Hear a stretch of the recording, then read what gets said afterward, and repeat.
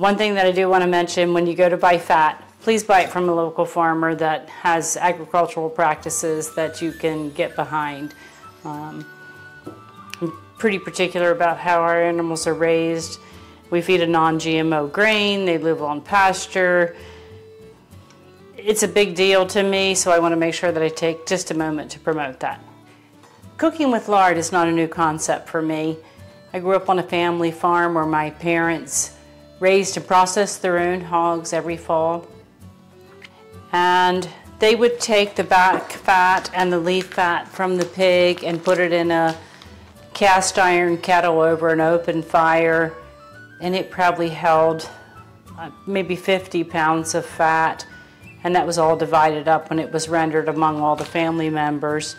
Mom and Dad would store it in a 3-gallon can at room temperature, and we had multiple cans stationed around the house in the back of a cupboard, back of a closet, and that's what Mom used for frying and sauteing and making one of the best pie crust I've ever eaten. Now my husband and I live on a farm that's been in my family for over 100 years, and we raise livestock also. When choosing the breed of pig that we wanted to raise, I knew that I didn't want a lean commodity hog. I wanted something that was docile and produced a very flavorful, fatty meat, reminiscent of what I grew up with.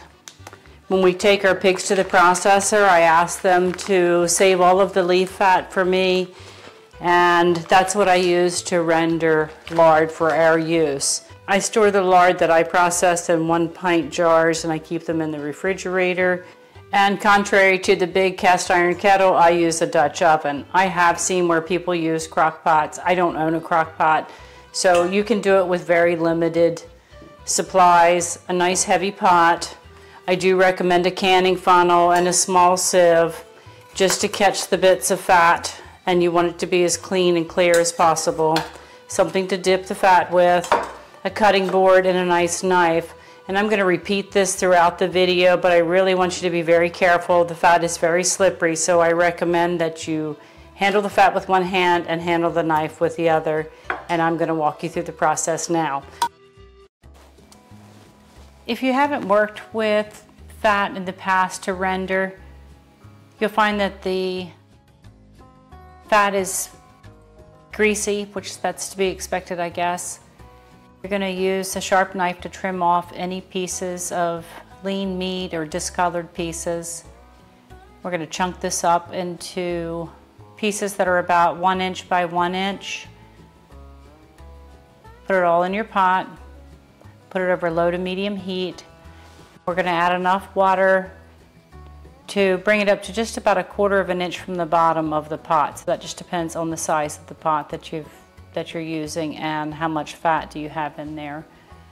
After about 20 minutes on low heat, you'll see the fat starts to almost look a little gray, and then it will slowly turn into a more pleasant color.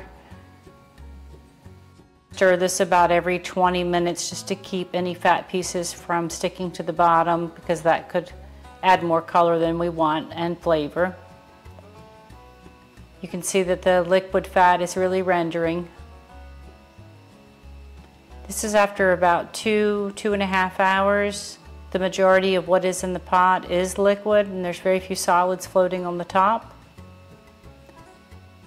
I turn the heat down to very, very low at this point.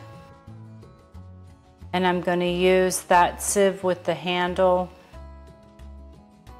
to pick up the larger pieces and remove them from the pot. This will make filtering in the end stage much easier. So you're going to use a wooden spoon to press the fat, and that will extract the liquid through.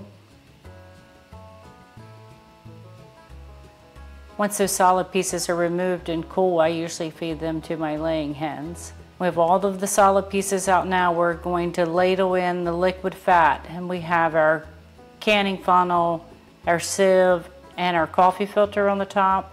You can use cheesecloth if you like.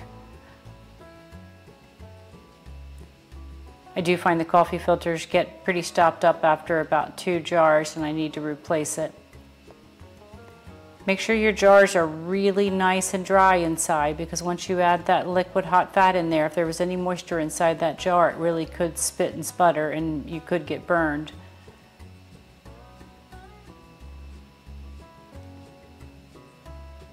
So here they are after they've been sitting on my counter for about 30 minutes. They've started to cool and the color's changing as it solidifies back. And here they are the next day after they've been in the refrigerator overnight.